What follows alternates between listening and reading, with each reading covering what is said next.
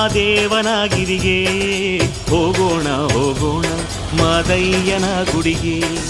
ಹೋಗೋಣ ಹೋಗೋಣ ಮಾದೇವನಗಿರಿಗೆ, ಹೋಗೋಣ ಹೋಗೋಣ ಮಾದಯ್ಯನ ಗುಡಿಗೆ. ಮಾದೇಶ್ವರನ ಬೆಟ್ಟವ ನೋಡಲು ಕಣ್ಣುಗಳೆರಡೂ ಸಾಲದು, ಮಾದೇಶ್ವರನ ಬೆಟ್ಟವ ನೋಡಲು ಕಣ್ಣುಗಳೆರಡೂ ಸಾಲದು, ಪಾದಪ್ಪನ ಕಣ್ತುಂಬ ನೋಡಲು ಜೀವನ ಪಾವನವಾಗುವುದು.